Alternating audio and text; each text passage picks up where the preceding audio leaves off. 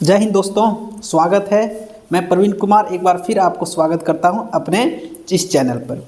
आज हम लोग किसी भी तत्व का किस प्रकार से कॉन्फ़िगरेशन लिखते हैं, किस प्रकार से इलेक्ट्रॉनिक कॉन्फ़िगरेशन लिखते हैं और इलेक्ट्रॉन को भरते हैं किसके सहायता से, ऑफ-बाउ प्रिंसिपल की सहायता से, उसके बारे में जानेंगे। उसके जानने के लिए हमने एक चार्ट बनाए हुए हैं, उस चार्ट को थोड़ा सा देखिए।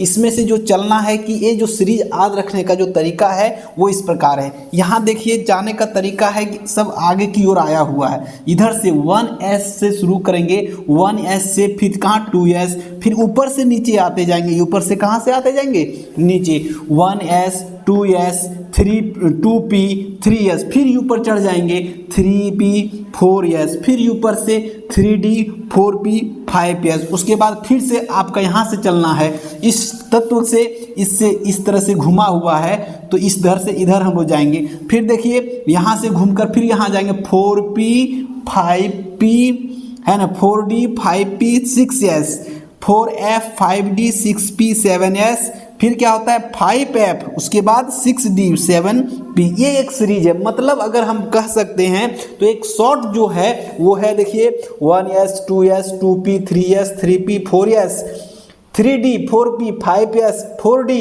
5p, देखिए यहाँ तक आए 5p, उसके बाद 6s, उसके बाद फिर यहाँ से आ गए 4f, देखिए 4f है ना, 5p के बाद क्या हो गया 6s 4f, उसके बाद 4f, उसके बाद फिर यहाँ से 5f है ना, फिर यहाँ ऊपर से चल के 7s है ना, ऊपर से चलते चलते कहाँ से 7s, फिर 5f, फिर 6d, फिर 7p।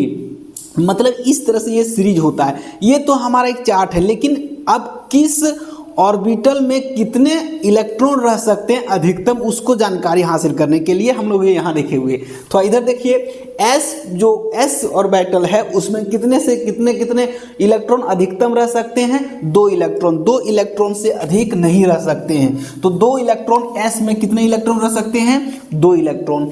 p ऑर्बिटल में कितना रह सकते हैं, 6 इलेक्ट्रॉन, क्योंकि इसका जो होता है ये हमारा एक घर में होता है तो 2 ही इलेक्ट्रॉन रह सकते हैं। उसमें घर बनते हैं, इसलिए इसमें 2 कितना रहेगा, 6 रह सकता है। और इसमें 5 घर बनता है तो 1 2 3 4 5 घर, तो इसमें कितना मैक्सिमम रह सकता है, 10 इलेक्ट्रॉन रह सकता है। और इसमें 7 ठो बनता है, कितना बनता है, 1 2 3 4 5 6 बन गया, तो इसमें 14। अधिकतम f में कितने रह सकते हैं, f ऑर्बिटल में कितने इलेक्ट्रॉन, 14। तो आपसे पूछा जाए कि s में कितना 2, p में कितना 6, d में कितना 10 और f में कितना रह सकता है, 14 इलेक्ट्रॉन रह सकते हैं। तो उस प्रकार अगर हम भरने बोल दिया जाए कि बताइए आर्गन का 18 होता है तो इसका इलेक्ट्रॉनिक कॉन्फ़िगरेशन आप किस प्रकार लिखेंगे, तो एक लाइन में आप बोल सकते हैं कि 1s2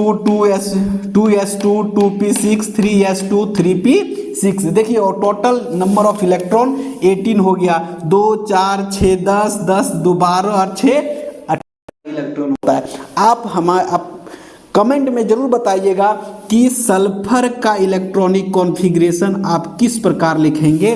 ये आपका क्या हो गया, होमवर्क, कि सल्फर का इलेक्ट्रॉनिक कॉन्फ़िगरेशन आपका क्या है, ये आप इलेक्ट्रॉनिक कॉन्फ़िगरेशन लिख के बताइएगा। धन्यवाद फॉर वाचिंग।